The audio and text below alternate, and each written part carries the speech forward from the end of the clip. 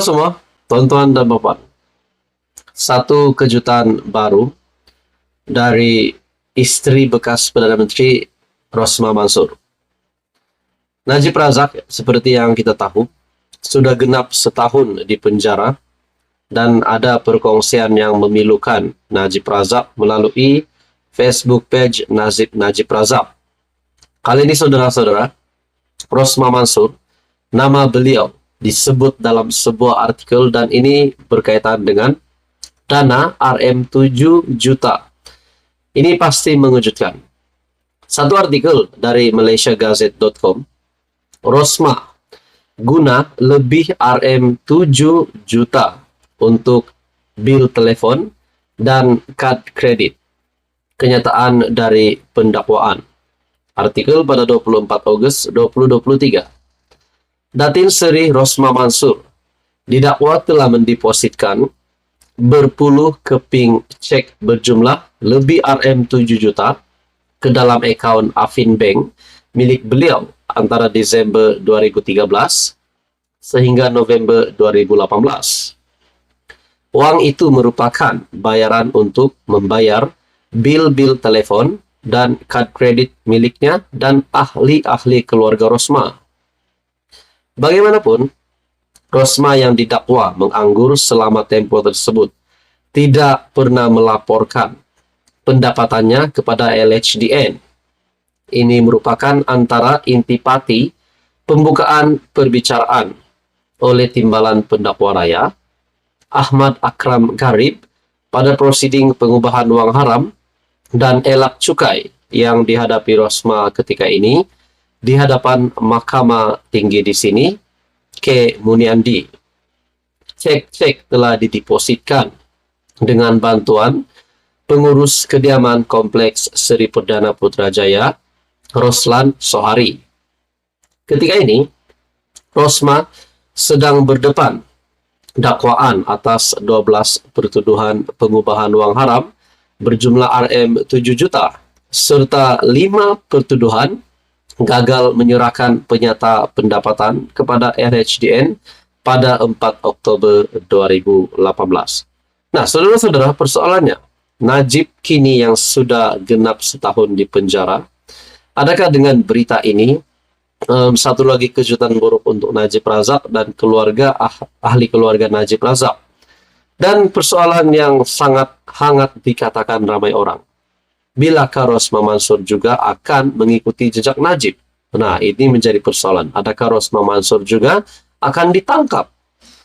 Dalam artikel ini, pada 1 September 2022, Hakim Muhammad Zaini Mazlan mendapati Rosmah bersalah atas 3 pertuduhan rasuah berkaitan proyek hybrid solar bernilai RM1,25 bilion untuk 369 sekolah luar bandar di Sarawak. Beliau menjatuhkan hukuman penjara 10 tahun serta denda RM970 juta kepada Rosmah. Selain itu, mahkamah juga telah memerintahkan Rosmah dipenjara 30 tahun jika gagal membayar denda berkenaan. Pada masa sama, Muhammad Zaini telah membenarkan permohonan penangguhan pelaksanaan hukuman penjara dan denda sementara menunggu rayuannya di Mahkamah Rayuan. Jadi ini pasti satu lagi kejutan buruk, sekiranya ini benar berlaku, di mana mahkamah juga telah memerintahkan Rosmah di penjara 30 tahun jika gagal membayar denda berkenaan, yaitu di mana hukuman penjara 10 tahun serta denda RM970 juta kepada Rosmah juga disebut dalam artikel ini. Saudara-saudara, tonton dan bapak, sekian saja kali ini. Teruskan bersama di dalam channel ini untuk info yang seterusnya. Mohon bantu channel ini dengan menekan butang like, share, dan juga subscribe. Halo semua, salam sejahtera Malaysia, tuan-tuan dan puan-puan yang amat dihormati sekalian. Akhirnya, satu kejutan baru untuk Muhyiddin Yassin. Seperti yang tular baru-baru ini, berkaitan dengan nama menantu Muhyiddin Yassin dan juga seorang peguam yang kita tahu mereka sedang dicari oleh SPRM. Akhirnya, saudara-saudara, kali ini disahkan oleh KPN ataupun Ketua Polis Negara. Kali ini bukan lagi tentang pencarian SPRM biasa, tapi kali ini disahkan Interpol senarai merah menantu Muhyiddin dan peguam. Saudara-saudara yang amat dihormati, dalam satu artikel dari Astro Awani, Ketua Polis Negara sahkan Interpol senarai merah menantu Muhyiddin peguam.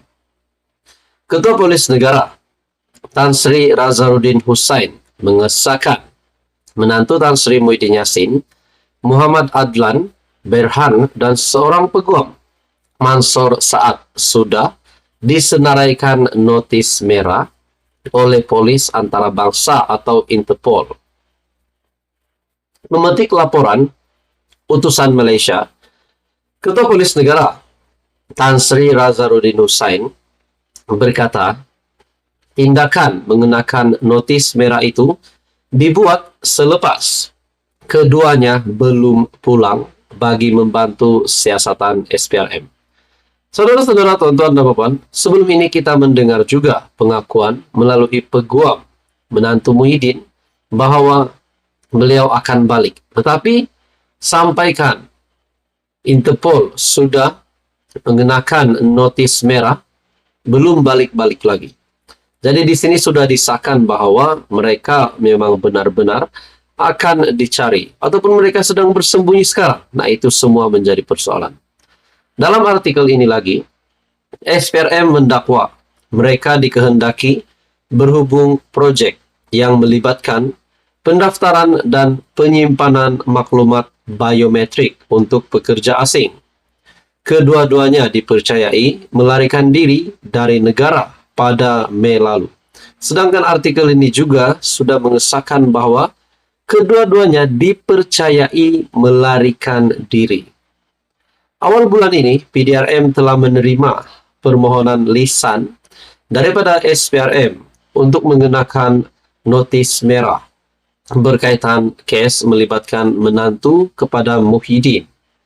Razaruddin KPN berkata, pihaknya akan bekerja sama dengan SPRM berhubung bantuan yang diperlukan.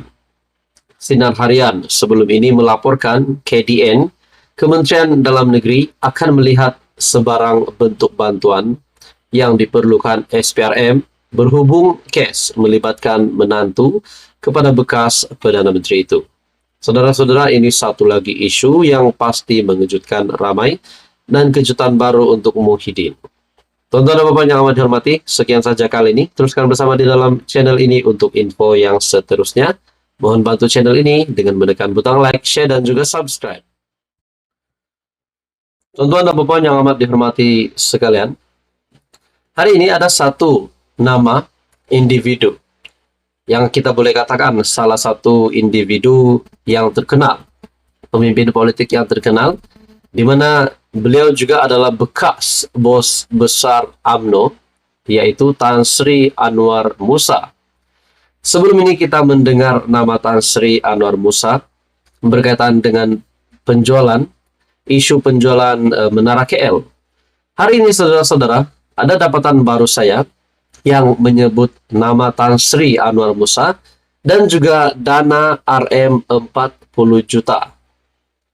Saya melihat dalam satu maklumat yang saya dapat dari entry Twitter Buletin RMS.